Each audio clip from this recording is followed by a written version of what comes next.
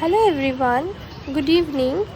আজকে হলো শুক্রবার সন্ধ্যাবেলা। তো আমরা তিনজন মিলে আর কি শাশুড়ি বৌমা আর নাতনি খুব বোর হচ্ছিলাম, তাই স্ট্যান্ডে চলে গেছি। চলে এসেছি আজকে জলশ্রীতে। কাকিমা, আমি আর মেয়ে বেরিয়েছিলাম ঘুরতে। তো বললাম চলো আজকে অন্য কোথাও থেকে ফিশ ফ্রাইটা ট্রাই করি। আমি এখানে থাকতেও কোনো দিন এখানে আসিনি, আজকে ফার্স্ট টাইম এলাম। তো চলো তোমাদের সাথে রিভিউটা শেয়ার করি।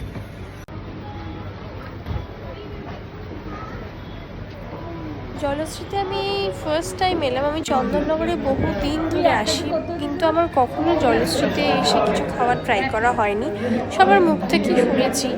তো আজকে আমিও তোমাদের সাথে সেই রিভিউটাই শেয়ার করব। তো চলো আপাতত মেনু কার্ডটা দেখি। এখান থেকে এই যে এই বারকোড স্ক্যান করে মেনু কার্ডটা অর্ডার, মানে যা যা খাবে তোমরা অর্ডার করতে হবে। তো আমরা ফার্স্টেই একটা fresh lime soda with sugar নিয়েছিলাম। ফার্স্টে আমরা ফ্রেশ লাইম সোডা অর্ডার করেছিলাম, ওটা চলে এসেছে। আর একটা ডিশও অর্ডার করেছি, সেটা তোমাদের দেখাবো। এখন আমরা আপাতত এটা খাই। ওকে নিয়ে আমি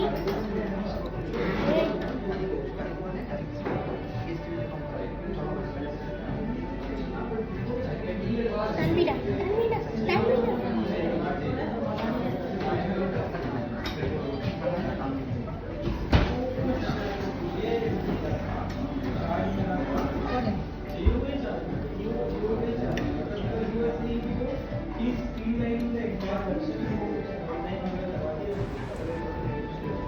তো আমরা সেকেন্ড যে ডিশটা অর্ডার করেছিলাম সেটা হলো গিয়ে cheese fish fry, which is good but not best.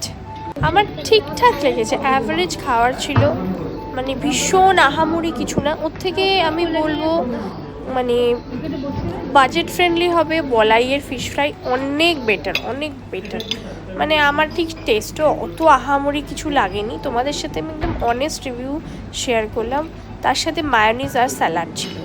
আর লাস্টে ওরা কমপ্লিমেন্টারি একটা আমাকে কাস্টার্ড দিয়েছিল। তার একটা রিজন ছিল, আমাদের একটা ফিশ ফ্রাইতে একটা হেয়ার বেরিয়েছিল আর কি। তো সেটা আমরা কমপ্লেন করেছিলাম, তো তাই জন্য আমাদেরকে এই কাস্টার্ডটা দিয়েছিল। একদম যেটা সত্যি আমরা সেটাই তোমাদের সাথে শেয়ার করার চেষ্টা করলাম।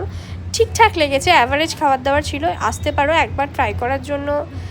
This place is good, but লোকেশনটা খুবই সুন্দর।